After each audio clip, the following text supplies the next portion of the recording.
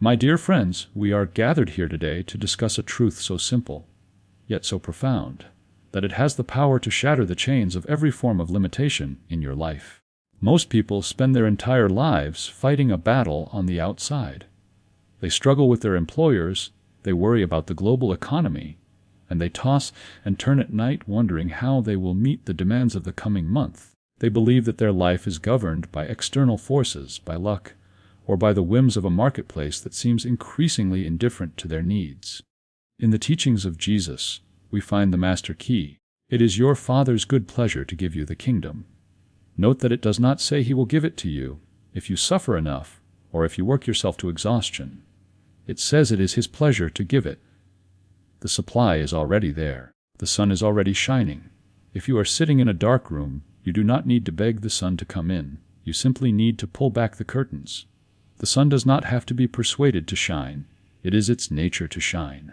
Likewise, God does not have to be persuaded to provide for you. It is the divine nature to express itself as abundance through you. There is a divine secret, a treatment of the soul, that involves 3 specific words. These are not words of magic in the sense of a fairy tale, but they are magical, because they activate the highest spiritual laws of the universe. When you hold these words in your mind and commit them to paper, you are performing a mental surgery. You are cutting away the old, decayed thoughts of scarcity and grafting in the living tissue of divine abundance. You are shifting your vibration from the frequency of wanting to the frequency of having. When you speak or write this word with true spiritual understanding, you are making the most radical statement possible. You are declaring that there is only one power and one presence in your life.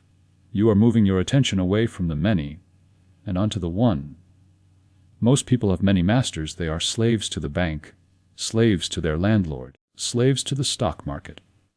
But the spiritual student has only one master. Think of what this means for your finances.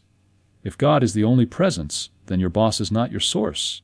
Your clients are not your source. Your pension is not your source. These are merely the channels through which the divine pours its bounty. If one channel closes, the source simply opens another, because the source is infinite. By focusing on the word God, you are anchoring your soul in the only foundation that can never be shaken by a stock market crash or a loss of employment. You are realizing that the ocean of supply is infinite, and it does not matter if you go to that ocean with a teaspoon or a bucket, the ocean remains full. The second word in our treatment is provesion. In the high realm of spirit, there is no such thing as becoming. There is only being. Everything you could ever need for a full, happy, and productive life already exists in the mind of God as a completed idea. Whether it is the money for your rent, the capital for your business, or the resources to help your family, it is already here. We call it pure visan because it is already provided. It is a finished fact in the invisible world before it ever appears in the visible world. The third and final word of our foundation is noun W. This word is the hammer that breaks the illusion of time. The human mind is a great procrastinator. It says, I will be rich someday, or I will be out of debt when the circumstances change. But someday never comes because life is lived only in the present. If you visualize your abundance in the future, you are actually pushing it away from you, keeping it in a tomorrow that never arrives. The divine mind knows nothing of yesterday or tomorrow. It only knows the eternal now. When you say Nondo, you are bringing the spiritual reality of God's provision into the immediate present. You are refusing to wait for a better time or a sign. You are accepting your blessing in this very heartbeat, in this very breath. You are declaring that the supply you need is not on its way. It is already here, and you are ready to receive it. Consider the power of these 3 words joined together, God, Purvisu, and Nanodabo. It is a complete statement of truth. It acknowledges the source, it recognizes the gift, and it accepts the timing. This is the foundation upon which your new life will be built. Before we move into the physical practice of how to use these words to reprogram your subconscious mind, I want you to sit with the weight of this truth. You are a child of the King. You are not a beggar in the streets of the universe. You are an heir to the infinite riches of the divine mind. The method I am about to describe involves the use of a physical notebook, what I like to call your sacred ledger. You might ask, why must I write these words? Is it not enough to simply think them? The answer lies in the law of expression. Thought is the seed, but the act of writing is the planting of that seed into the earth of the material world. When you think a thought, it is a fleeting vibration in the mental realm.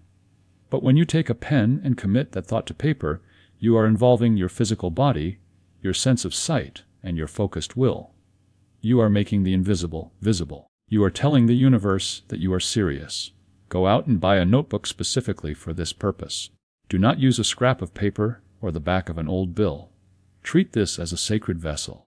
This notebook is a contract between you and the divine.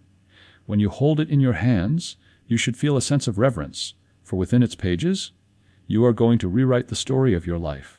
The technique itself should be performed every single morning, ideally before the world has a chance to invade your peace. Before you check your messages, before you listen to the news of the day, and before you begin to fret over your schedule, you must sit with your sacred ledger. This is your appointment with the infinite. Open your notebook and write the words slowly and deliberately: God, provision, now. As you write provision, see it not as a distant hope, but as a present substance. Imagine that the very ink on the page is a symbol of the spiritual substance that is even now forming itself into the money, the ideas, and the opportunities you require. You are not begging a distant deity for a favor. You are claiming your birthright as a child of God. As you write now, feel the snap of the present moment. Release the tomorrow and the someday. Declare that the supply you seek is not approaching you from a distance.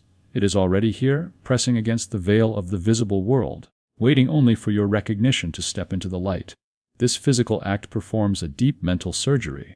Most of us have spent decades telling ourselves a story of not enough. We have told our subconscious minds that money is scarce, that we are unlucky, or that we must suffer to be holy. These thoughts have become deep ruts in the road of our consciousness. By writing God, provision, now, every morning, you are filling in those ruts and paving a new highway. You are saturating your subconscious with the truth until the old lies of poverty simply wither away for lack of attention.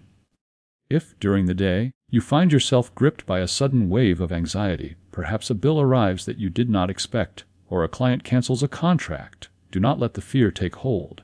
Fear is simply poverty consciousness, trying to reclaim its throne. Instead, go back to your ledger. If you are not at home, carry a small version with you. Write the words again. Write them 20 times, 50 times, or 100 times if you must. Write them until the physical tension in your body relaxes.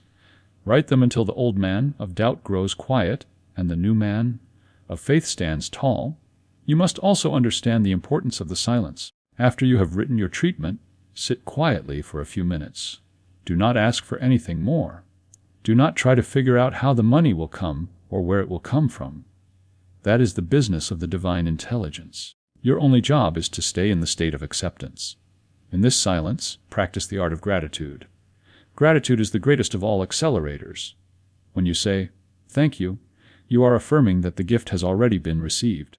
To thank God after the money is in your hand is common politeness. To thank God before the money appears is the highest form of faith, and it is the kind of faith that moves mountains. Say in your heart, "Thank you, Father, for my limitless supply. Thank you that it is here now." Remember, the carnal mind will try to trick you. It will say, "This is too simple. You are just writing words on paper." But do not be deceived by the simplicity. The greatest laws of nature are simple. The law of gravity is simple, yet it holds the stars in their places. The law of consciousness is equally simple. What you hold in your mind as a finished fact, the universe must produce in your experience. Do not discuss your practice with others, especially those who are skeptical or negative. Keep your sacred ledger private. This is a holy communion. Your demonstration, as we call it in New Thought, needs a period of gestation. Just as a seed needs the darkness of the soil to sprout, your spiritual treatment needs the secret place of the Most High to grow into material form.